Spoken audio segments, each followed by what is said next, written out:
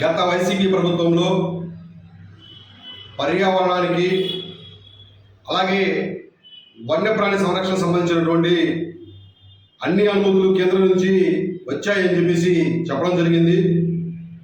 ఆ తర్వాత 27 గ్రామాలు అభివృద్ధి చెందితే రైతాంగంతో పాటు సుమారు 27 గ్రామాల పైచిలుకు జనాభా సాగునీరు తాగునీరు లేకుండా ఇబ్బంది పడతారని చెప్పేసి ఆనాడు చెప్పడం జరిగింది. ఆ తదుపరి ఎన్నికలు రావడం జరిగింది.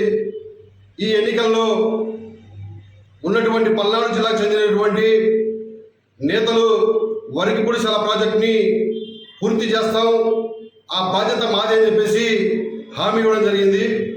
దానిలో భాగంగానే వారు ఇచ్చినటువంటి హామీ మేరకే వరికిపూడిశాల ప్రాజెక్టుని పూర్తి చేయాలని చెప్పేసి ఈ నెల 28వ తేదీన జరగబోయేటువంటి బడ్జెట్ సమావేశంలో సుమారు 100 కోట్ల రూపాయలు వరికిపూడిశాల ప్రాజెక్టుని కేటాయించి పనులు పూర్తి చేయాలని చెప్పేసి మేము కూటమి ప్రభుత్వాన్ని హెచ్చరిస్తా ఉన్నాం.